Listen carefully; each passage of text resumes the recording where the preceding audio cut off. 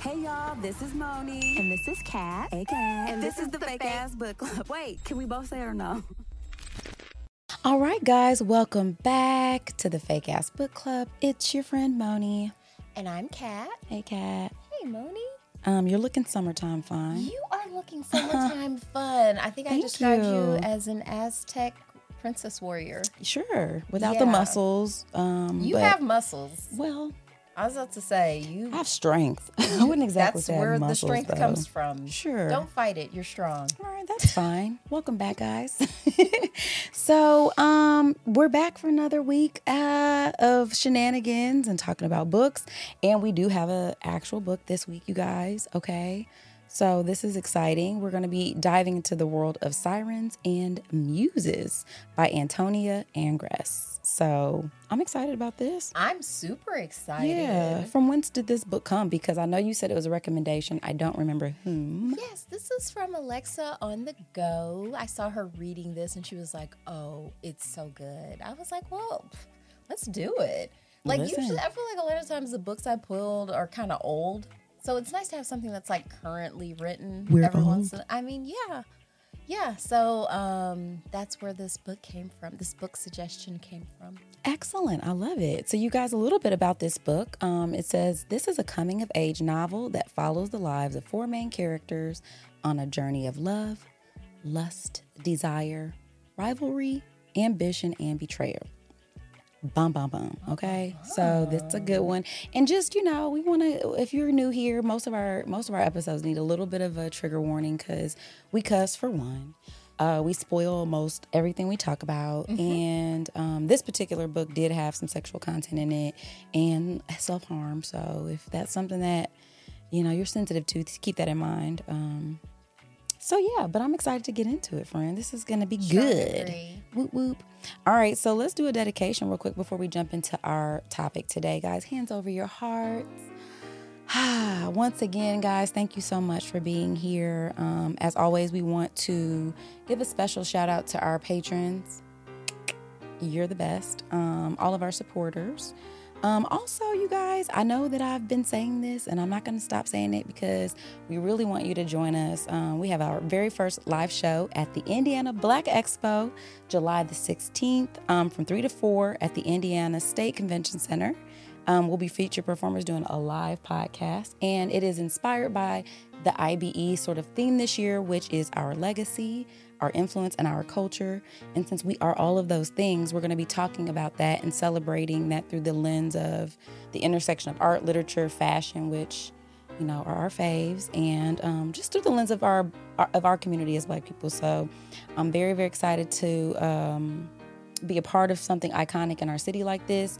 Also, it's not just that Sunday. So if you guys don't have anything going on, Friday from 10 to 9, there's all kind of canvas, paints. I mean, so many different art events, and it's everything art. So it's music, it's painting, it's poetry, all kinds of stuff, and all of it's free. So that whole weekend, you guys definitely come out and support local Black artists if you're in the city.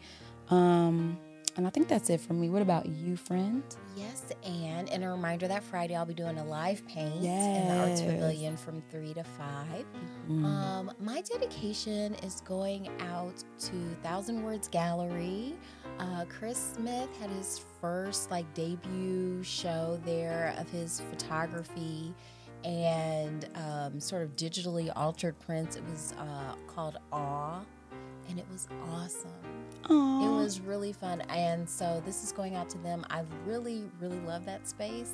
It was your first time going. I didn't realize that. I've been there so many times because I really, really enjoy it. But, absolutely. And it's very apropos with what we're discussing today. Absolutely. Which is the art world. So dedication over. Yay. But yeah, I've really been wanting to talk about this ever since I finished it early this morning. Wow. Oh.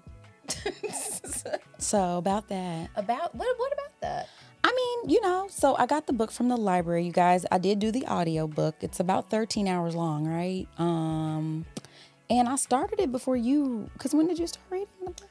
Yesterday would have like been physically reading it, like Going through the pages, reading it? No, audiobook. Listening. Okay, good. Yeah, Whew. I started listening. That was going to make me feel worse. No. I wasn't going to try to do a right. physical copy. I was trying to get it through the library. I wasn't able to track it down in time, so I ended up just doing the Audible trial. Okay, listen here, guys.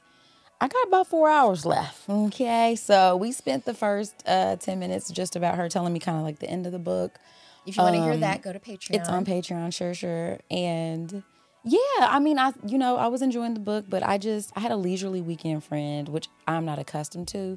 And I was we like, should have dedicated to this weekend we just had. We will never be this excited about doing nothing. It was nice. Glorious. It was so nice. Like I did nothing this weekend other than Friday. So we were out. We popped out. We did all the things Friday. And then the rest of the time I was like, yeah, no, I'm getting back in. None of the things. So I tried listening. I kept falling asleep. Just because I just insisted on being in the bed. I was like, I can't remember the last time that I just like laid around all day by myself. It was really, you're right, dedication back on. I would like to dedicate this episode to all of the rest that I got this weekend because I haven't been with myself like that in a really long time. So it felt good. Dedication over. It felt right. So if you have a little bit about the author, let's kind of give the people a little taste of who Antonia Angress is. A little something. Okay. Antonia Angress was born in Los Angeles and raised in San Jose, Costa Rica. She's a graduate of Brown University and the University of Minnesota MFA program, where she was a Winfred Fiction Fellow and a College of Liberal Arts Fellow. Sirens and Muses is her first novel. Okay, and it was released July 12th of 2022. So yeah, this is a very a recent. new like for us. We're usually getting down in the archives. So that's to say, the last book we did that was 2006 or 5. Yeah. So, but I mean, this takes place in that time though. It does because it doesn't take place. Is it 2011? Somewhere in Because there. there was early enough tech stuff where I was like, this is a little different. Hard. Yeah. Well, I feel like it happened during the time of Occupy Wall Street. I don't know if you guys are familiar with that movement, but it was basically like, kind of, everybody was like, okay, yeah, everybody the finance people, all the one percenters, if you will, it was sort of like, yeah, we should be able to pay for our college. Like, we should have access. So it started a lot of the conversations around universal basic income, which is something you talk about a lot. I do. Universal healthcare, stuff like that. So when we talk about those things, a lot of those are mainstream now, I think, because of that movement, if I think that's fair to say. So yeah, so it was kind of a blast from the past because I recall all of those things. It was a main theme, so it was like a big backdrop for the story. It was definitely a natural reaction to the economy collapsing after 2008. Because of the housing bubble and the subprime mortgages, and also I feel like they do overlend to students. Like that's no on purpose. reason That's predatory. like it is extremely predatory to give an 18-year-old that much. And they barely know anything about interest. And even if they kind of know, it's like, you really You're don't. not thinking, you're right, oh, screw my future self. I'll be rich by then. It was like Michael Scott when he did Scott's Tots, because he just figured he'd be a millionaire by the time. He's like, oh, yeah, I'll have that covered. They were in college. He's so dumb. It was pretty dumb, but he was like, of Bless all it. the empty promises I've made, that was by far the most generous. Wow. That's what a way to sum that up. It's like, yeah, it kind of was. But yeah, I think there is a general, and I think even now there's a general frustration of sort of the different classes, disparities, and distribution of resources in this country, because there's really no reason anyone should be living in squalor. It's very, very true. In the one of the richest countries in the world. Yeah, those are air quotes. Yeah, I mean, it's like, are we though? I mean, resource-wise, we are. It's just that I would can't say tell. a lot of the Black people built up a lot of it. So I would say we got a nice amount of it. There she goes, guys. There I she always has to go. ruin it with, Listen. facts and all this stuff. It's so dumb. But I think that's a theme from the book, though, for sure. Yeah, Where we absolutely. see where life is a lot different when you have to think about money. I love this. Yeah, so that was probably one of the more relatable themes, because this is definitely like a coming of age story, and it centers basically 4 main characters. We've got Louisa, Karina, Preston, and Robert, and it's almost like the 2 female characters are sort of like an antithesis of each other in a way. Like, because you have Louise, like you said, she's the poor girl. She's the one on scholarship. She's not poor, but but compared to these where people she was at at, the fancy, she was regular as hell. This fancy art school, Wynn College of Art. Yeah, Yep. and which I think was supposed to be like the Rhode Island School of Design. That's what I kept picturing in my head. Okay, I don't know about that. It's fancy. Yeah, it seems pretty fancy. It's but an East Coast elite sort of. Okay, that's where you go. That's where all the girls Right. go. I mean, shout out to Seth MacFarlane. He went there. He went on to do like some art stuff. Okay, who else? I don't Is know. this I just do Seth. Probably a bunch of other fancy schmancy people for real. I just know him because of Family Guy. Yeah, he's crazy. But yeah, so it just showed a lot of the contrast, and I do think that theme of sort of, the idealistic way you go into college thinking how you're going to build your life, and you have all these plans and stuff, and then like how reality is a whole ass wrecking ball, and it just like knocks your front teeth out and your mouth is bleeding, and you're like, wait a minute, in front of everybody, and you're like, just standing there trying to like figure out what the hell happened, and then everyone's just like, it's like, suck. That's how it is here. You know what I mean? Like, sorry about your life. It's one of my daughter's favorite things to say to each other. It's like, welcome to the real world, jackfruit. Listen, like, where'd that come from? It was actually jackass, but I don't let her cuss. What? It was, what's his name? Andy Sandberg, who used to do those little skits He's so for SNL. He had a thing called Threw It on the Ground. And why does that sound deeply familiar? Yeah, and he saw like this little Justin. boy. He's like some poser having a birthday, and it was like some 8-year-old boy. And he took like, his birthday cake and threw it on the ground and told him, welcome to the real world, jackass. So mean.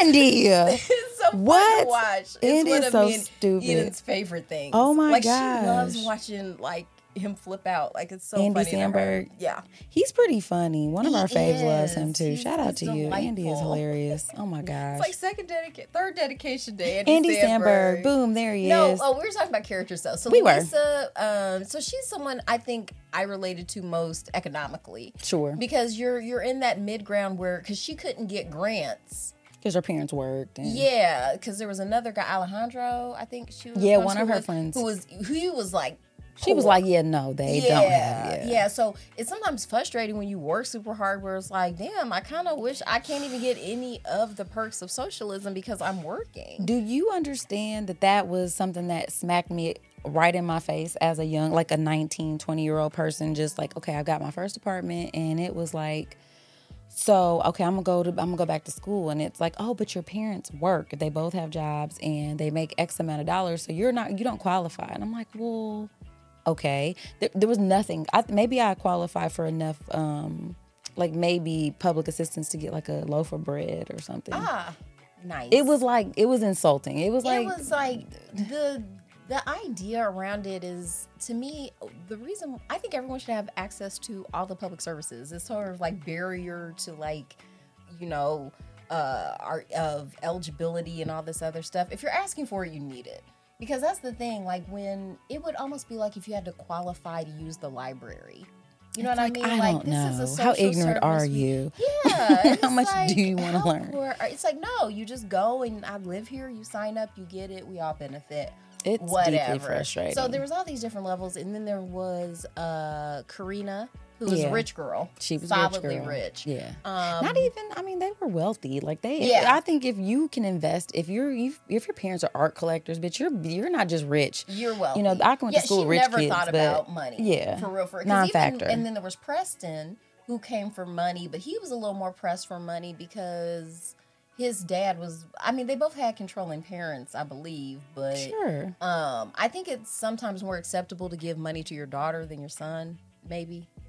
And I think because of what they were doing, I think Karina spent her time making art that was palatable to the art world because her objective was to be in galleries. I want people to buy my art. So she was creating art that she knew was going to be consumed. Like that was her whole objective. Whereas he was like, I'm trying to disrupt the system. Like I'm not actually really trying to create anything. I thought as far as like get money from their parents. His parents were shitty at him though. Yeah. They didn't like all the stunts. Right. I'm saying the way in which he was doing it. Yeah. It was like, no, we're not giving you money. Your bullshit. Yeah. It's like you getting kicked out your senior year. Yeah. And then now you're all on social media. Stuff too was mental health stuff. Like it wasn't like a lot of times when she was being quote unquote difficult or whatever, it wasn't necessarily like she was trying to be an asshole. She was just struggling.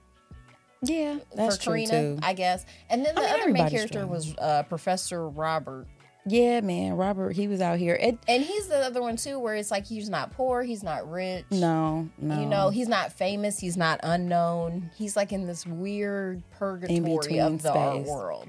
Yes. Where he's known but not necessarily venerated. And then he also has a secret. He does. And I feel like this is probably a good time to just do the overall story because we're kind of giving you background on the characters only because in the context of what we were saying about just how social economics, affect your school experience and the amount of access you have. And the backdrop is this super rich, unattainable, school. I mean, this education is not something that everybody has access to. And you're in a bubble. Like when you're there, you're in a bubble. And, people are faced with the whole point of being in art school, I would imagine, is to create. Yeah. And you need money for that because the supplies are not free. Like all of the stuff you need to create.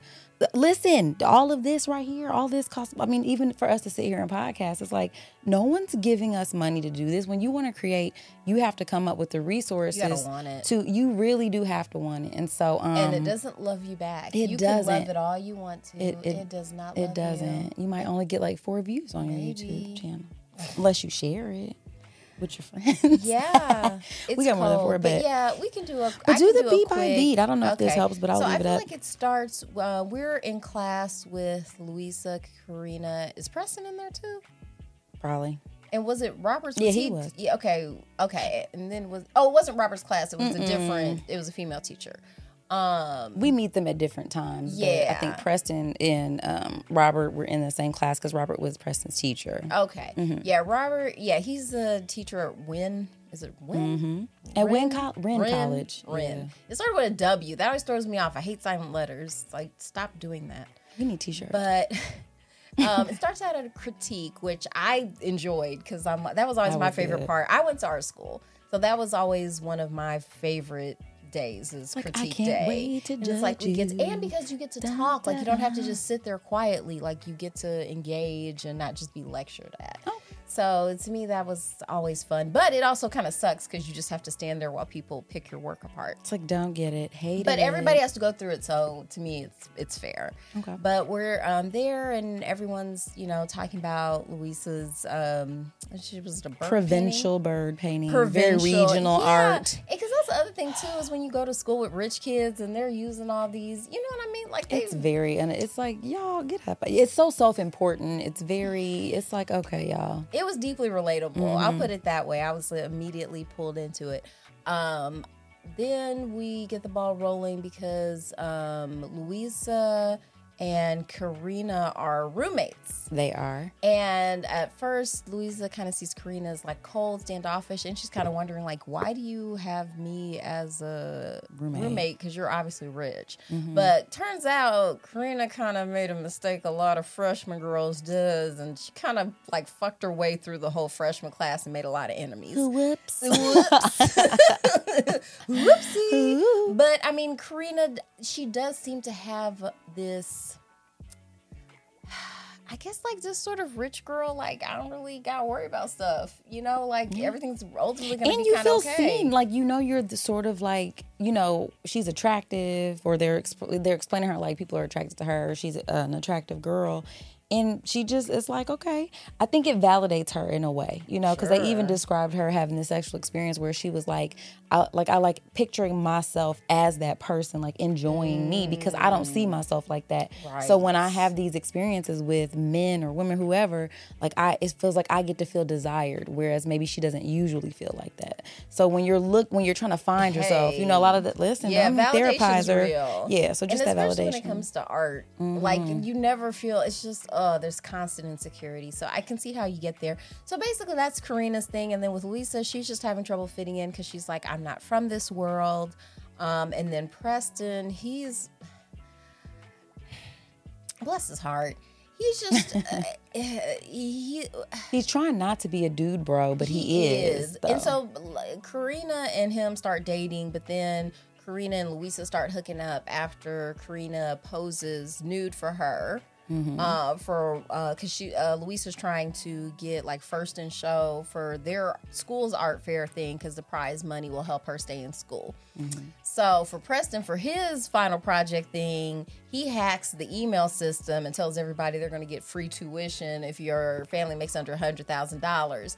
And that gets everybody out, because his big thing is like, yeah, he's one of the Occupy Wall Street people. So he's like, yeah, let's stick it to these pigs. But it's like, okay, your little stunt just caused people to not apply for student aid. So a lot of people had to drop out, Louisa being one of them. So then later on, Louisa and because Karina and Preston, they end up dropping out. Well, Preston gets kicked out of school. Karina drops out. Louisa, she leaves because she doesn't have enough money. So they all end up in New York trying to just launch their art careers. And Karina and Preston got signed by Axiom, which is like a big art firm. And then their agent is kind of slimy Brian. He's kind of playing them against each other, I think. Yeah. And it was weird, not weird, but I was like, oh, okay, because the art guy was also the person who launched Robert's career. Robert was the college professor there who, you know, basically he spent his whole art career just doing, you know, I don't want to call them residencies, but that's how I pictured it. Like you jump around from basically college to college and teach art, because it's like, I don't want to say your art's not compelling enough for you to just make your living doing that. And it was like all of this hype. So if you think about it, like I felt like it was a parallel to the Wall Street thing, like right before the collapse. You know, you're selling people these mortgages they can't afford, and you're bumping up the prices. That kind of happened with his art. It's like you have this overinflated. Yeah, you overinflate these prices of this art, and it's like all frenzied, and then people buy it up, and you make a name for yourself. But then after the bubble pops, it's like, bitch, nobody's checking for you, because now it's on to the next. Yeah. So a whole 10 years passed. He hasn't really created anything new, and he's still trying to stay relevant and kind of connect to like what made him start doing his art. And he ended up being the scapegoat for Preston's stunt, because he was his faculty advisor. Yeah, and he was going for him too. Yeah, because he forged Robert's signature for his on final stuff. project. But I think the school was just like, this was a huge mess up, and we got to roll somebody's head, so it's gonna be yours. You're gonna be the one. So he ends up getting a nannying gig, and Robert ends up getting he ends up being a nanny, like an art nanny in What New a York. fucking made up job. Can we stop there real quick? Because I was like, what kind of bullshit ass job is this? This is how privileged and like sort of, this is not like where I had a problem, but it's like, I feel like if you're reading this book, and you're a regular person. Like as the Louisa, if you will, it's like, yo, so this man, now mind you, the place that he lives is already paid for. How is this? Because he was like, I have somewhere to live. I forget, like for some reason, the way his life was set up, he has like this place in New York, but he doesn't really have a job to keep it up. Okay. So he's looking for this job, and one of his friends is like, well, you know, there's people who watch kids sometimes, and they want somebody like these, you know, they take these tests to assess their artistic abilities, and, you know. He scored a 98. Yeah, and it's like, you're 98% give me a fucking creative. break. Like, I just feel like, that's a lot of bullshit ass pressure to put on kids to be this one thing when they're 12 or 13 years old. Because if you don't live up to that, now I'm a failure, like I'm scared. But I'm saying all that, I was just like, man, this is the most unrelatable shit ever, because it's a lot of ivory tower stuff. It's like very much so. It's rich people problems. I'm like, this is why I probably kept falling asleep listening to audiobook. I was like, okay. I will say the pacing definitely got better as the story went on. Yes, agreed. The first half of the story I could have really done without. I had a really hard time like caring about the characters until they went to New York. And maybe it was just because it made it better. Because real life shit was happening, maybe. Yeah. It was like, bitch, you about to get evicted. What you gonna do? Like. So Louisa gets a job working for this Japanese artist who kind of outsources the painting and like sculpting work to other artists while babysitting for somebody. Like I think her advisor or something. No, I switched people. Who do you say, Louisa, right? Oh yeah. Because she had not babysitting. She was cat sitting for yes, for somebody that she had never met. Yeah, in New York because she was like, I don't want to go home. I don't think I'm going to be able to pay for school, but I mean, you go to New York, right? Like you want to be an artist. That's what you because heaven forbid you create art in Louisiana because it doesn't count when you're there. Well, then it's regional art. It's regional. It was like, yeah. And it's like all art is regional art. So let's just boom. Chill. I'm just saying so. Yeah, but it doesn't count unless it's on the coast. So because it's like, yeah, LA is a region, New York is a region. They're all regions. For the record. Okay, anyway. So yeah, Louisa, she gets a job, but it's sucking the life out of her. I remember there's an episode of Daria about that where Jane Lane got a job, actual job, like making replicas of like master paintings and stuff. But she had the same problem. She was getting burnt out. Like she liked the money, but she never had time to work on her own stuff anymore. And she actually hated the work, and it was giving her headaches. Oh, you mean like actual work? Yeah, but I think as an artist, it's super sad. Like you're executing someone else's vision and never get to work on yours. Honestly, I feel like we all experience it on levels. I can't speak to it, necessarily from being like, okay, I'm trying to make now kind of, but. Yeah, like I think people feel like I think that's the relatable part because more than likely nobody started off being like, you know who I want to do? I want to be like the Wonder Bread man. Like I want to jump in one of those white trucks and show up at gas stations super early and unload pastries. Oh, I was like, say, who's the Wonder Bread? I don't know. He's out there somewhere. You know who he is. About the truck delivery. This is just one random like description of one job that like nobody wishes for, but you have to do it for the money. But it's soul crushing. But it also pays your bills. But you also don't ever really get to, what's the thing you wanted to do when you were 12? You weren't assessed as an artistic genius. I know that, but I'm sure it wasn't that. You know what I mean? So it's just like we're all, as adults, trying to sort of, trading in like our hopes and dreams for a fucking paycheck. So and it sucks.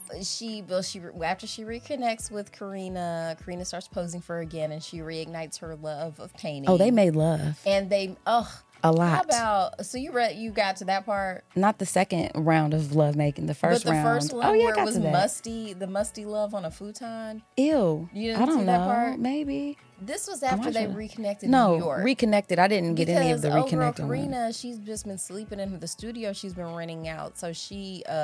she ain't took a shower now. No, she's just been taking bird bath. So even Louisa was like, oh yeah, you are a little right, but that didn't stop nothing.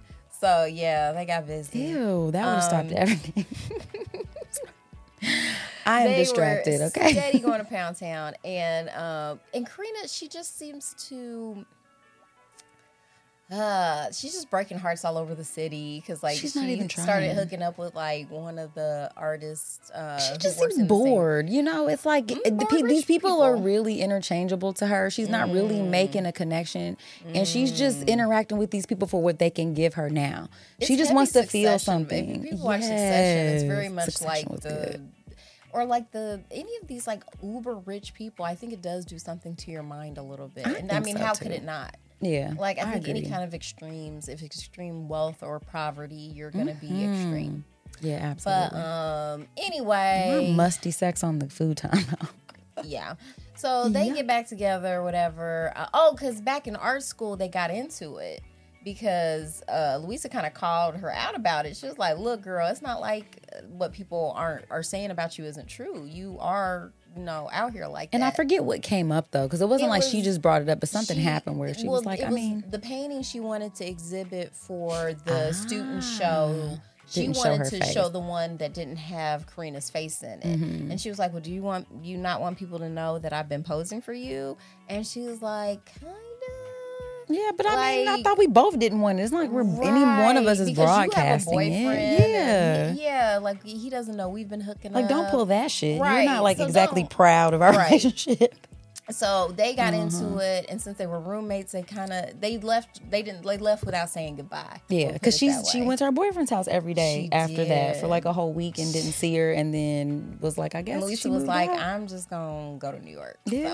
Yeah. So now that they reconnected in New York, she's painting again, finding her love of painting, all that good stuff. She ends up breaking up with Preston because he's messing up. And asking her for money. That's always so not sexy. So can I borrow like $3,000? Yeah, I need a new computer, babe. I need a MacBook Pro stat. Yeah, like she's steady working. Every time she comes home, he's just on the computer. But at the same time, though, she was definitely not like investing anything in him. No, she was. She was just avoiding him.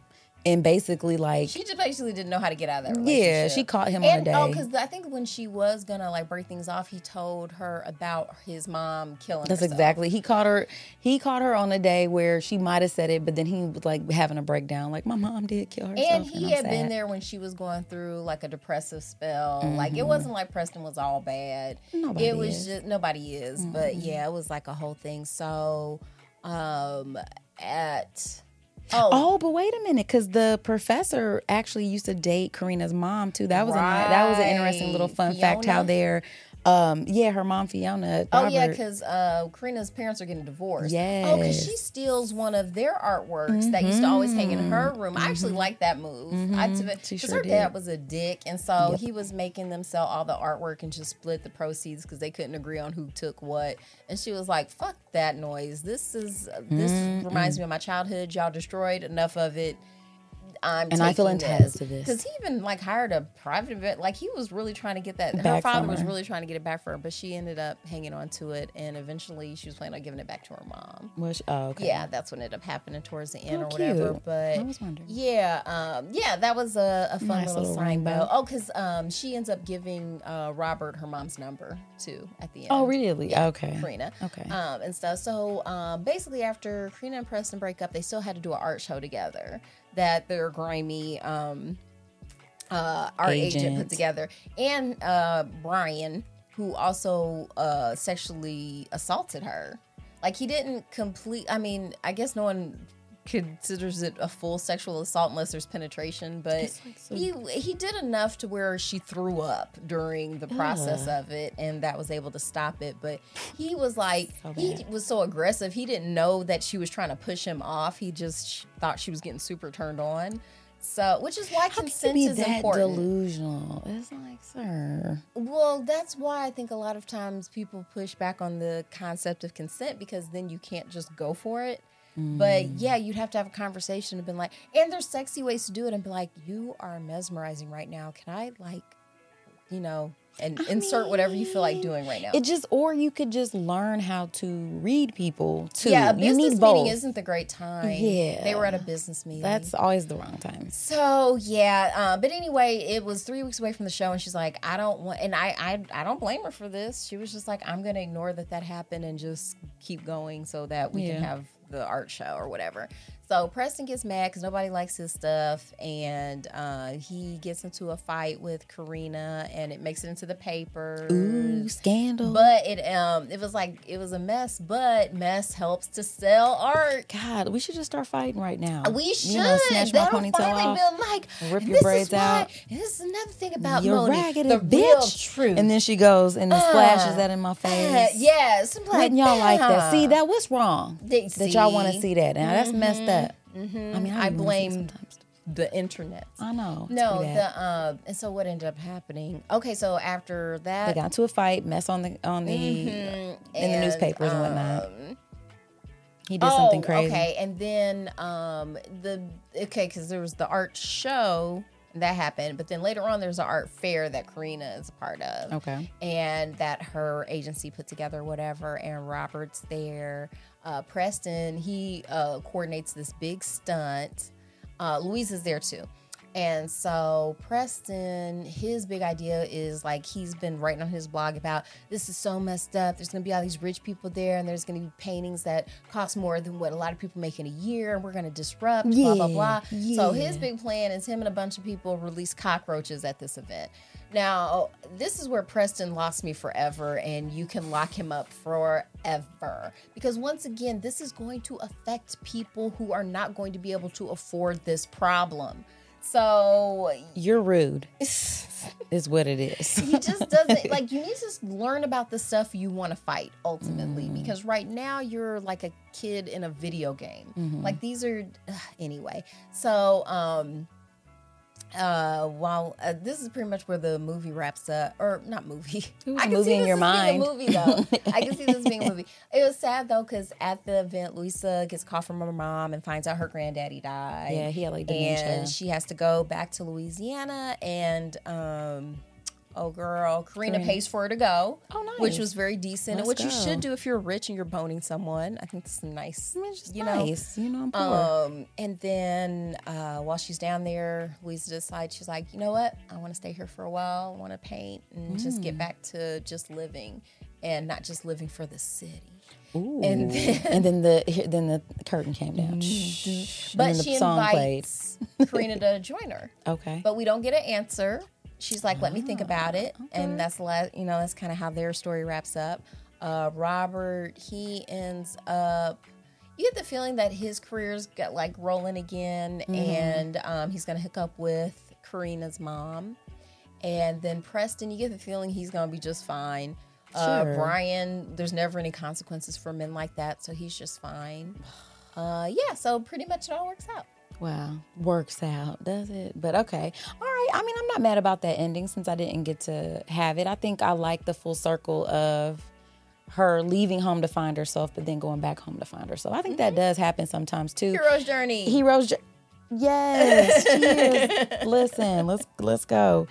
Because that, I think, that's the relatable part about just coming of age stories, is that, you just get to see that little circular journey around finding who you are and who you think you want to be, and then and what life really is. Because a lot of times really when you're like, oh, I want that, it's like, do you? Because when she was talking to the photography lady, Inez, was that her name? And she was like, yeah, it's like, I want to be like you. And she was like, bitch, you do not want to be like me. It's like, girl, living in this little bitty ass apartment.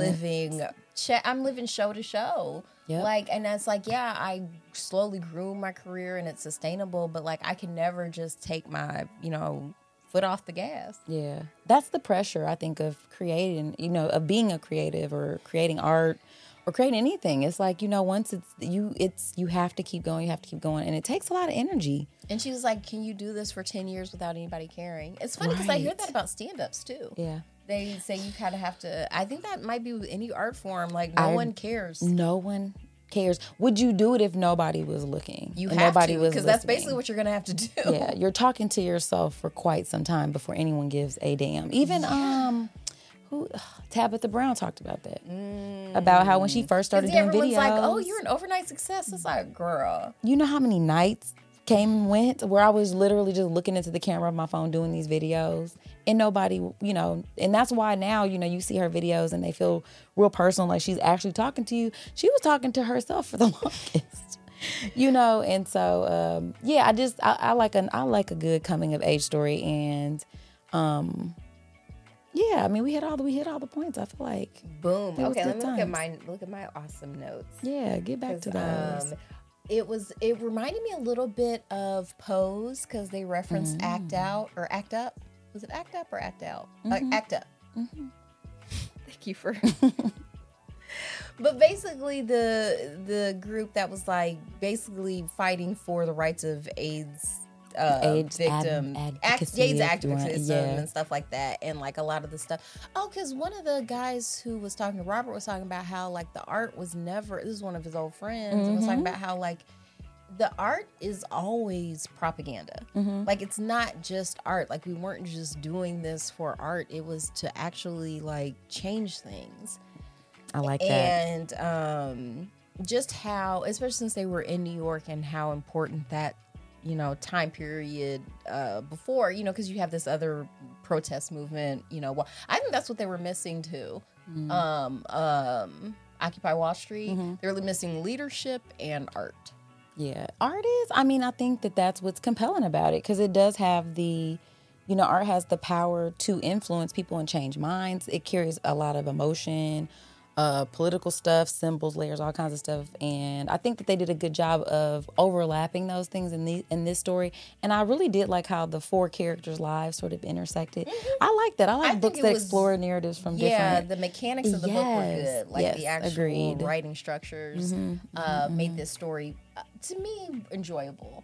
Especially towards the end. I felt like there was just too much buildup in the beginning. Yeah, that's fair to say. I agree. There wasn't enough happening. There was too much in the heads. So it's like, okay, I get it. You're brooding. Okay. And even in the language, sometimes I found myself feeling like, it was beautiful. Like, the way that she wrote some of her sentences were it was artistic in the way that she even just formed sentences, but also and I don't know if that was like on purpose, because it's like, okay, we're talking about a pretty pretentious group of people. So like, I don't know if that was supposed to reflect that, but it was like, or just how you wish people talk. I don't know. Kevin Smith talks about that, and even Cola Booth. Like, her characters never really talk naturally. Like it's an elevated sort of almost surreal quality. It's like, oh, we're going in, we're doing it all. But I did. Okay, this was in my notes. Zydeco came up twice. It in did. The book. I died. I was like, oh, got it. I was like, I just learned this word. Sidebar. We got to go back to this, guys. If you didn't listen to our episode with Brother to the Night, shout out to you. Our Father's Day episode. That night before, we were somewhere and they were playing this music that I had never heard, and it was. I was told that it was called Zydeco music. I'd like to think that what I heard was not actual Zydeco music, though, because I think maybe it's probably more fair to say it's inspired by. Got you. Because I feel like I don't want to insult anybody who actually does Zydeco music. What they were, because our character Louisa from Louisiana, she's Cajun. And which is different from Creole. It is. Those are the white ones. It's just the white Creoles. Yeah. Or the non-melanated ones. Or the French ones. The European ones, right? Creole's still French, though. Well, the European, the non-melanated ones. Non-melanated is the reason I feel like, was it Dr. Coco in Our Mother's Gardens? She was like, oh, if you want to know what's the difference between Creole and Cajun, she's like, race. Yeah. Boom. she kind of nailed it there. Yeah. So to me, that was always a little... to me, it caused a little discomfort for me just because I know the back, you know what I mean? Like the only reason, like, I know you're proud of your Cajun heritage, but it really only exists as a category because you want it to be distinct from Creole. From Creole people, yeah, for sure. So the Zydeco music, a little blurb, it's a music genre that evolved in Southwest Louisiana by French Creole speakers with blends of blues, rhythm and blues, music indigenous to the Louisiana Creoles and Native American people of Louisiana. So it comes from the indigenous people of that area. I'm trying to think of like some movie I was watching when they were playing like what I think is where they're like, c'est la vie. Can you play? So like play what we think it is, or we can even find like one, right? So this is probably more like jazz blues, like Zydeco music. Yeah. And here's what we heard. No, I'm not playing what we heard. Can you show the man? No. Y'all can click on it. I'm putting the link in the notes. She's rude because if it was something she cared about, she put it in here. I don't know if I can do that to myself. Bad. I don't want to go down that road. It was so bad, you guys. I felt like it gave, maybe, because I don't want to be disrespectful to a whole art form. I still like to learn, though, and I'm glad that I knew this word, because I might have just, sometimes when you don't recognize something, your brain just skips over it. But since I was able to be like, I know that. Yo. There was something Preston said, a quote of his I wrote down when he was talking about his frustration with making art, and he was listing the things that was bothering him, and he put lack of an undo button. And I'm like, yeah, because he was doing a lot of stuff digitally. And so when you switch over, your brain can't always, every once in a while, even when I'm painting, I'll do this. And it's like, girl, that don't work. That don't even work. Nope. But I think it's an interesting contrast because then you have Robert teaching a young person who's learning how to draw like figures and stuff. He had like a whole, like cups and stuff. I don't know, whatever. You just try to draw what's in front of you. It's still life. And he was like, I see that you went back and erased stuff. He's like, leave it.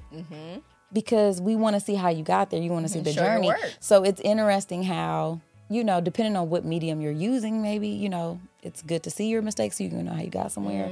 Whereas like in digital art, it's a little, maybe it's more clean, it's more sanitized. Oh, you got grids and shit. Yeah, like, so you can, like, you can make sure stuff is exactly centered and blah blah blah. So, and life isn't that way. So So and there are benefits to that, and then there's just sometimes the art is. Oh, I think I liked how at the end of the book she described the move, because he's like, it's not just your hand you want to draw with your arm. Like, it's not just communicating exactly what you see, but how it's affecting you.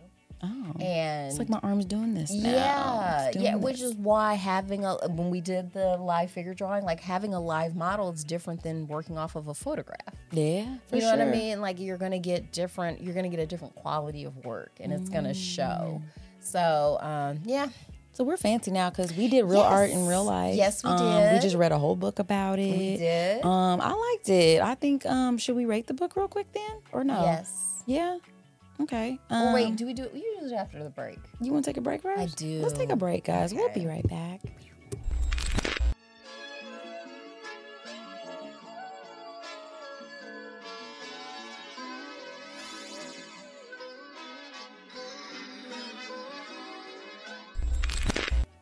Okay. All right, guys, welcome back from the break. I like the you know what? We didn't have to deal with racism in this book. Not directly. Not directly. They reference it, but none of the characters were really like in an uphill battle with racism. No, they weren't. They were We didn't really unbothered. have to watch that. I mean, there was Alejandro. I'm sure he probably had to deal with some, but Inez probably did too. Yeah. She was tawny. yeah. Oh, she was described as tawny, right? It was their problem though, not ours. I think I want to rate this maybe 4 paintbrushes out of 5. Okay. You know what? I'm gonna go with 4 as well. I don't actually think you're allowed to rate it. Oh, Yeah. you couldn't wait to Moni's say that. been disqualified. Actually, it just came to me, but I'm sorry. We're gonna have to disqualify your rating because You're smiling a little. did That it. little turn of the No, corner I'm in your sad. mouth right now is a little too and like you're enjoying this a little I too hate much. that I have to do this. It's like, you know what? I take no Sprinkle water on my pleasure face. in this. Telling but you. yeah, you still got 4. Do you think you're gonna finish it? No. If I'm being honest, I'm not That's going to your go back, rating guys. right there.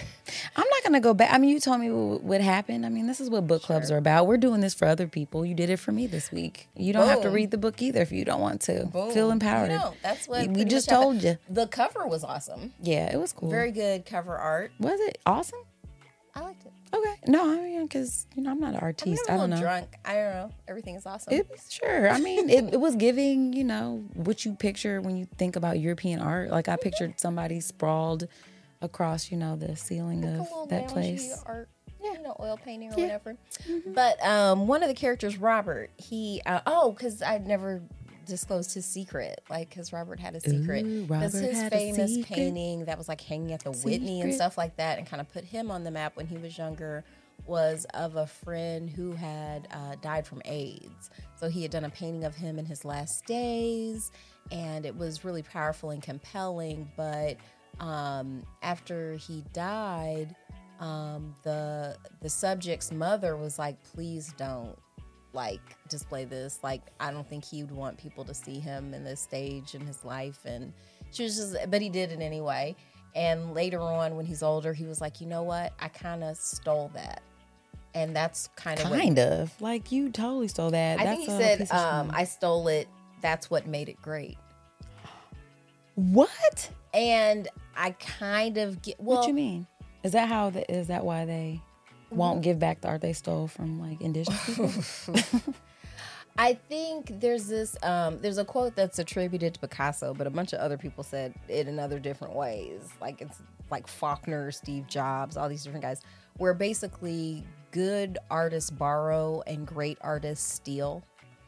There's this idea of the act of stealing this moment that you didn't have a right to and showing it to other people. There's that glimpse of it. People know that they're kind of engaging super in honest. something. Oh, people want to feel. It's kind of the Trans same reason passive. why you want Yeah, me you wanna to trespass. They want to see us fight a little bit. Right. It's it's not enough that it's. That's the interesting Yeah. thing about humanity. It's It so is. we want to So each other, fight to the death. We gotta lift each other up so we can just tear each other down, and that's not cool. But yeah, that was entertaining. Robert, apparently. and I think that was always kind of haunted his career a little bit because I don't think he ever did anything that was as well received. I couldn't have done that.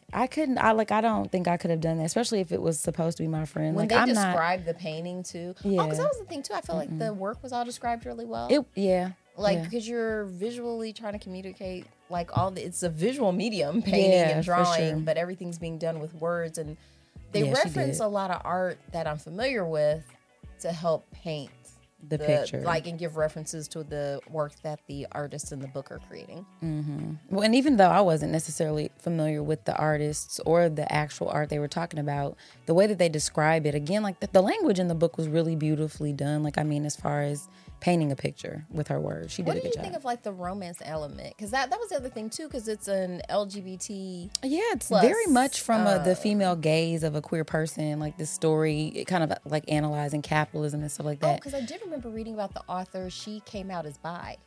Yeah, she is bi. Yeah. Mm-hmm. So maybe she felt that was a narrative that doesn't get explored a lot, so she put it in there. Maybe. It was fine. It was cool. They were doing it. It was cool. The Louisa and Karina characters, they never really talk about it head on though. It's just kind of going on, that the characters just are. Mm-hmm. Yeah, and even when they first meet, you could tell that there was going to be something because they both are muses for each other because they're secretly drawing each other. And it's there's this foreshadowing. It's what's this in your bag? It's I just happen to be going through your sketchbook. Right. Oh. Yeah. Yeah. So it was, it was fun. It was giving college romance. It was giving how you feel when you first have a crush on somebody. I guess that's why it wasn't necessarily romance. It just came across as they doing it. These are college kids hunching on each other. Yeah. Congratulations, guys. I think is why for that part I was I don't need all this. Yeah. To me, that was the least compelling part of the book. But it wasn't for me, I don't know, and I don't know how the second half of the sex stories went down, if they were super graphic, but I didn't feel like she made it more graphic. Was it? When they reconnected, there was mention of nipples. There was mention of nipples before. Oh, okay, well then it was probably same. It wasn't super graphic. It wasn't I wasn't. Yeah, I was okay. It was that's okay. They're doing it. It's about fine. when I'm watching a sex scene on Sex and the City, where it's kind of I still haven't seen one of those going on. I did start back watching that though. What? Skirt. And just like that. Yes. Okay. Yeah. Big dive. Oh, because that's the other thing. I forgot to put that in my notes, but I did want to touch in on this. It did remind me of Candace Bushnell a little bit, the woman who wrote Sex and the City. Thank you, because she did. This was a lot of her subject matter, which is talking about the lives of really rich New Yorkers. Oh yeah, definitely. Okay, yeah, I can see that. They were on their way. They were trying to all get there. Mm-hmm. Karina was the only real rich one, but it was interesting to see her.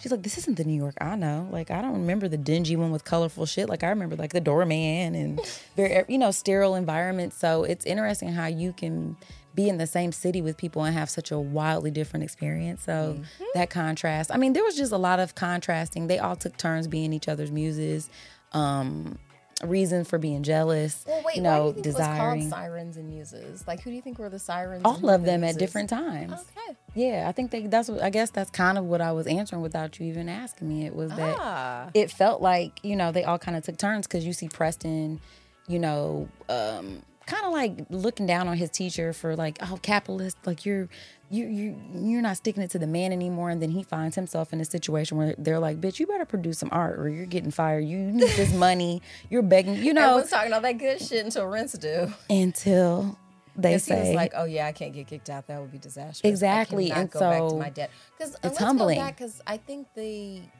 I feel like we gotta roll back the rating before that Preston's dad kind of.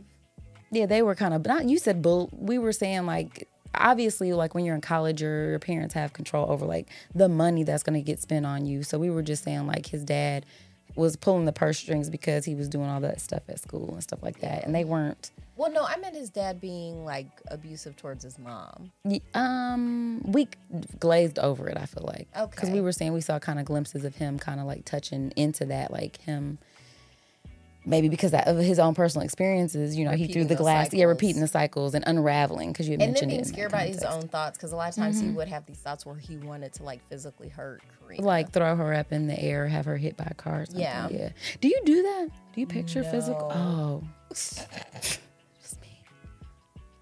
Oh no. I do that when I'm driving sometimes.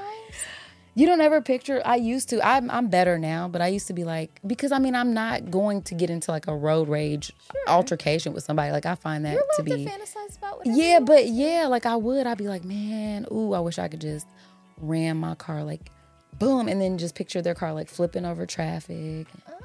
Yep. Yeah. Okay.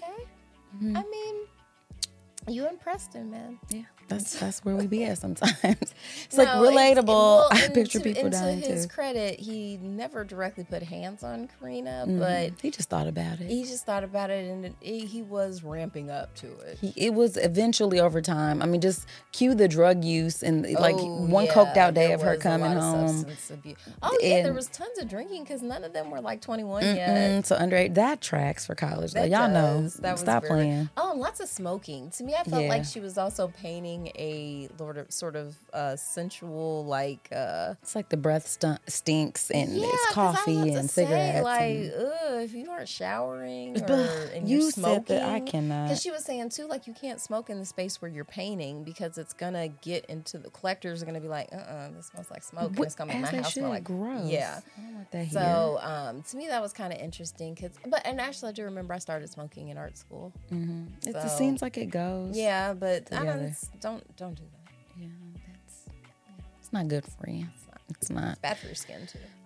Yeah, man. So I don't know, man. Since I got the rug pulled from up under me in the middle of the rating of the book, I'm not going to finish it though. But I do think I agree with you as far as just saying, like there was a lot of build up around the characters, and the characters themselves weren't so compelling that I needed all of that time learning about who they were. It's like cool. Average poor girl got the rich girl, got the dude who's middle aged. To me, the book could have started once they got to New York. Yeah, we could have just got a couple chapters of like, college. Boom. It could have been like a backstory or whatever. Yeah. But that's what they'll do for the movie if they ever make one. Yeah. Well, do you think? But they gotta do. They wouldn't have to do all that. No. They'd be able to montage their way through that shit. You could. You know what? We can talk about that later. I don't. They can do whatever they want. If it's a movie or a Netflix series, whatever they want to do with it, would you watch it? Yeah, I'd watch it because I'd be curious to see who they cast for the characters and just see how they take that and because it had some good bones. That's what I will say. It had some good bones. There were parts that was and I promise, you missed the best part of the book. I know. That's crazy because really that was when I was like, because I know it's a good book when I don't want to stop listening to it. Like yesterday when I was listening, I wanted to take breaks and go back to other stuff. But today when I was listening to it and finally got to when stuff was happening, I was like, okay, I agree. It was starting to get good, but hey, it's over now. On to the next. So, with that in mind, speaking of which, with that in mind, guys, we're gonna spin the wheel real quick. Spin it. Okay. Well, listen, I hate to keep bringing it up, but I don't hate to keep bringing it up. You guys, we have the Black Expo coming up. We are going to be talking about our legacy, our influence, and our culture in terms of fashion, art, and literature. So if we are really good and we can extract the audio from that, we will share that with you guys. But if not, we're going to get in here and flap our gums about our experience and some of the conversations we had, maybe some of the fashion that we saw, because that could be fun, you know what I mean? So we want to be able to share that experience. And maybe some gossip. Maybe some hot goss on the streets. Happen. Yeah, absolutely. So yeah, wish us luck, you guys. We are very excited, a little nervous, but it's low stakes. It is. And it'll be fun. Yeah, what's the worst that could happen? I don't know. You could trip and bust your lip in front of everybody. There's no little pressed and you could fart stunt in the or middle something like that. We should be fine. Yeah. I was so irritated by that stunt. By the roaches. Roaches are so gross. That's nothing to be played with. It's triggering. I don't like just them describing it was creepy because he was talking about how they sounded in the box. No. So yeah. He disrespected everybody with that one, but I am excited to share our experience with you guys next week. Hopefully, we'll have at least some audio. We'll definitely have some pictures and images and all of those things. Shout out to Box the Artist. for allowing us to be part of it, and the IBE. We are super excited. So yeah, that's going to be fun. I'm trying to think, is there anything else going on? I think we did everything. I think we did all the things, you guys. I'm proud of us. I too. Boom. All right, guys, nailed it like we always do. Hopefully you come back next week. Take care of yourself. I think if anything, my takeaway from this book is everything's work. So you find the work that compels you. You know what I mean? Try to find that, like, oh man, I want to be an artist. When you've been in it for 10 years, try to always find, like, what was it about art that I loved initially, and hold on to that for dear life. And a lot of artists are weird. They are. But that makes life interesting too. It does. Because it can be boring here. And also, your body belongs to you. So if you want to be weird, be weird. Be weird. Yeah, definitely be weird. It's a little bit more interesting. So, all right, guys. Well, until next time, peace. Before we go, we must give thanks to Urban Nerd for providing our music, and legal services were handled by Trezanae M. Atkins. If you like what you heard, please feel free to join us every Wednesday for another fake-ass book club. Cheers. Thank you guys for listening. You can check us out at thefabpodcast.com. Please subscribe, rate, and review our podcast wherever you're listening right now. We want to hear from you. Come put it in our life. Thanks again, and until next time, peace, love, and the Fake Ass Book Club. We out.